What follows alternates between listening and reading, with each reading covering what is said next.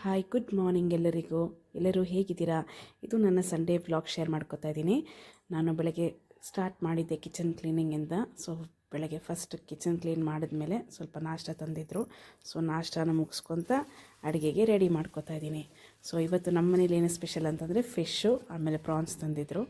So ಹಾಗಾಗಿ ಇದನ್ನು first clean ಮಾಡ್ಕೋತಾ ನಾನು ಇಲ್ಲೊಂದು ನಿಮಗೆ ಒಂದು ಸಣ್ಣ ಟಿಪ್ ಕೊಡೋಕ್ಕೆ ಇಷ್ಟಪಡ್ತೀನಿ. ನಾವು ಈ ಫಿಶ್ಶು ಪ್ರಾನ್ಸ್ ತೊಳೆಯೋವಾಗ ಈ ಪ್ರಾನ್ಸಲ್ಲಿ ಎಸ್ಪೆಷಲಿ ಒಂದು ಸ್ಮೆಲ್ ಬರುತ್ತೆ. ಆ ಸ್ಮೆಲ್ ಸುಮಾರು ಜನರಿಗೆ ಓಕೆ, ಅಡುಗೆ ಮಾಡ್ತಾ ಇರೋರಿಗೆ ಜಾಸ್ತಿ ಅದು ಅನಿಸೋದಿಲ್ಲ. ಬಟ್ ದೆನ್ ಯಾವಾಗಾದರೂ ಊಟ ಮಾಡೋಕ್ಕೆ ಹೋದಾಗ ಎಸ್ಪೆಷಲಿ ಮಕ್ಕಳಿಗೆ ಅದು ಸ್ವಲ್ಪ ಅನೀಸಿ ಆಗ್ಬೋದು. ಸೊ ಆ ಟೈಮಲ್ಲಿ ಆ ಸ್ಮೆಲ್ ಒಂದು ಸ್ಮೆಲ್ ಬರುತ್ತೆ. ಆ ಸ್ಮೆಲ್ ಬರ್ದಿರೋ ಇರೋದಕ್ಕೆ ನಾವೇನು ಮಾಡಬೇಕು ಅಂತಂದರೆ, ನಾರ್ಮಲಿ ಈ ಸೀ ಫುಡ್ನ ನಾವು ತೊಳೆಯುವಾಗ ಉಪ್ಪು ಅರಿಶಿನ ಯೂಸ್ ಮಾಡಿ ತೊಳಿತೀವಿ.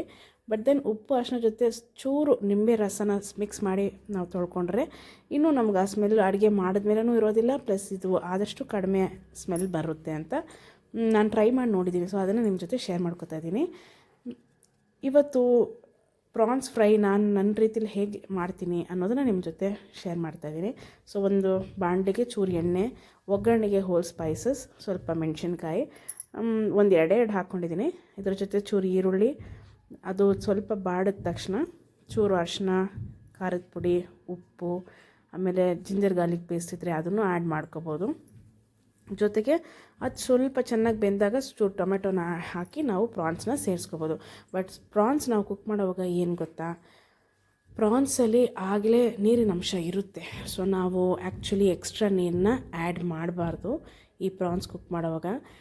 ಇದು ಆ್ಯಕ್ಚುಲಿ ಜಾಸ್ತಿ ಒದಗಲ್ಲ, ಇದು ಬಂದು ಇನ್ನೂ ಕಡಿಮೆ ಆಗುತ್ತೆ. ಇದು ನೀರು ಬಿಟ್ಕೊಂಡು ಇನ್ನೂ ಸ್ವಲ್ಪ ಕಡಿಮೆ ಆಗಿಬಿಡುತ್ತೆ. ನಾವು ಆ್ಯಡ್ ಮಾಡಿರೋ ಪ್ರಮಾಣಕ್ಕಿಂತ ಇದು ಚೂರು ಕಡಿಮೆಯಾಗಿ ಕುಕ್ಕಾಗಿ ಬರುತ್ತೆ. ವೆರಿ ಸಾಫ್ಟ್ ಮೀಟ್ ಇದು. ಸೊ ಹಾಗಾಗಿ ಸೀ ಫುಡ್ ಬೇರೆ, ಸೊ ಹೇಳೋದೇ ಬೇಡ. ಈ ಪ್ರಾನ್ಸ್ ಲವರ್ಸ್ಗಂತೂ ಇದು ತುಂಬಾ ಇಷ್ಟ ಆಗುತ್ತೆ. ಈ ಸಿಂಪಲ್ ರೆಸಿಪಿ ಯಾವಾಗಾದರೂ ನಿಮಗೆ ಮಾಡಿ ನೋಡಿ, ಮನೇಲಿ ತುಂಬ ಚೆನ್ನಾಗಿ ಬರುತ್ತೆ. ಸೊ ಸಂಡೇ ಸ್ಪೆಷಲ್ ನಿಮ್ಮ ಮನೇಲಿ ಏನು ಅನ್ನೋದನ್ನು ನನ್ನ ಜೊತೆ ಶೇರ್ ಮಾಡ್ಕೊಳ್ಳಿ. ಸಂಡೇ ಸ್ಪೆಷಲ್ ಅಂತ ಅಂದಾಗೇ ಏನು ನಿಮ್ಮ ಮನೇಲಿ ಸ್ಪೆಷಲು ಅಂತ ಕೇಳೋವಾಗ ನನಗೆ ಅನಿಸೋದು ಏನಂತಂದರೆ, ಸ್ಪೆಷಲಾಗಿ ನಾವು ನಮ್ಮ ಫ್ಯಾಮ್ಲಿಗೋಸ್ಕರ ನಾವು ಅಡುಗೆ ಮಾಡೋವಾಗ ಯಾವುದೇ ರೀತಿಯಾಗಿ ನಾವು ಅಡುಗೆ ಮಾಡಿದಾಗಲೂ ಅದು ಸ್ಪೆಷಲಾಗೇ ಬರುತ್ತೆ.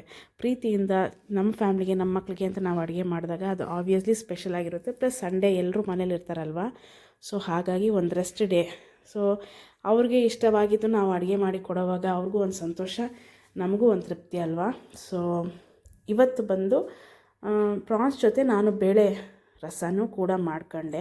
ಬೇಳೆ ನೀರು ಎತ್ತಿಟ್ಟು ಬೇಳೆ, ಟೊಮಾಟೊ, ಒಂದೆರಡು ಮೆಣಸಿನ್ಕಾಯಿ, ಕರಿಬೇವು ಹಾಕಿ ಕುಕ್ಕರಲ್ಲಿ ವಿಸಿಲ್ ತೊಗೊಂಡಿದ್ದೆ, 2-3 ವಿಸಿಲು. ಅದಾಗಿದ ತಕ್ಷಣ ಚೆನ್ನಾಗಿ ಬೇಳೆನ ಮಸ್ತ್ಕೊಂಡು ಬೇಳೆ ಜೊತೆ ಬೇಳೆನೂ ಮಿಕ್ಸ್ ಮಾಡ್ಕೊತಾ ಇದ್ದೀನಿ.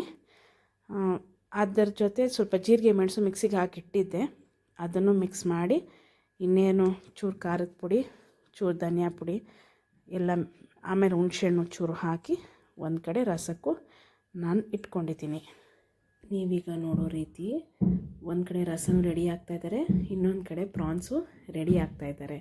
ಸೊ ಪ್ರಾನ್ಸ್ ತೆಗೆದು ನೋಡಿದಾಗ ನಾನು ಹೇಳಿದ್ನಲ್ಲ, ಇದು ಬೇಯಿಸ್ತಾ ನೀರು ಬಿಟ್ಕೊಳ್ಳುತ್ತೆ ಅಂತ. ಅದೇ ರೀತಿಯಾಗಿ ಬೇಯಿಸ್ತಾ ನೋಡಿದ್ರೆ ಎಷ್ಟು ನೀರು ಬಿಟ್ಟಿದೆ ನೋಡಿ. ಸೊ ಇದಕ್ಕೆ ಇನ್ನೇನು ಹಿಡಿಸ್ಬೇಕು ಅನ್ನೋ ಟೈಮಲ್ಲಿ ಚೂರು ಪೆಪ್ಪರ್ ಆ್ಯಡ್ ಮಾಡ್ಕೊಂಡು ಕೊತ್ತಂಬರಿ ಸೊಪ್ಪು ಆ್ಯಡ್ ಮಾಡ್ಕೊಬೋದು. ಇದು ಲಾಸ್ಟು ಒಂದು ಸತಿ ಬೇಯಿಸ್ಕೊಳ್ಳೋಣ ಅಂಥೇಳಿ ಚೂರು ಮೀಡಿಯಮ್ ಫ್ಲೇಮಲ್ಲಿಟ್ಟು ತಿರ್ಗಾ ಬೇಯಿಸೋಕೆ ಇಟ್ಬಿಟ್ಟಿದ್ದೀನಿ. ಈ ಬೆಳ್ಳುಳ್ಳಿ ಏನು ಗೊತ್ತಾ, ಇದು ನಮ್ಮ ತಂಗಿಯವರು ಕೊಡೈಕೆನಾಲಿಂದ ತೊಗೊಂಬಂದಿದ್ರು. ಇದು ಬೆಳೆಸಿದಾಗ ಒಂದೆಷ್ಟರಲ್ಲಿ ಒಂದೇ ಬೆಳ್ಳುಳ್ಳಿ ಅನ್ನೋ ಥರದಲ್ಲಿ ಇತ್ತು. ಏನೋ ಹೊಸ್ದಾಗಿತ್ತು ನನಗೆ. ನಾನು ಇಲ್ಲಿ ಕ್ಲಿಪ್ನೂ ಶೇರ್ ಮಾಡಿರ್ತೀನಿ, ನಿಮಗೆ ಇದ್ರ ಬಗ್ಗೆ ಏನಾದ್ರು ಗೊತ್ತಿದ್ದರೆ ಶೇರ್ ಮಾಡ್ಕೊಳ್ಳಿ. ಅದ್ರ ಜೊತೆ ನಾನು ಒಂದು ಕಡೆ ಅನ್ನಕ್ಕೂ ಇಟ್ಕೊಂಡೆ. ಸೊ ಒಂದು ಕಡೆ ಅನ್ನ ಆಯಿತು, ರಸ ಆಯಿತು, ಪ್ರಾನ್ಸು ರೆಡಿ ಆಯಿತು, ಇನ್ನೇನು ಫಿಶ್ ಒಂದು ಬಾಕಿ ಇತ್ತು. ಸೊ ಆ ಫಿಶ್ಗೆ ಮಸಾಲ ಎಲ್ಲ ಸೆಟ್ ಮಾಡಿಕೊಂಡು ತಕ್ಷಣ ಅದನ್ನು ಮ್ಯಾರಿನೇಷನ್ಗೆ ಇಟ್ಬಿಟ್ಟಿದ್ದೀನಿ.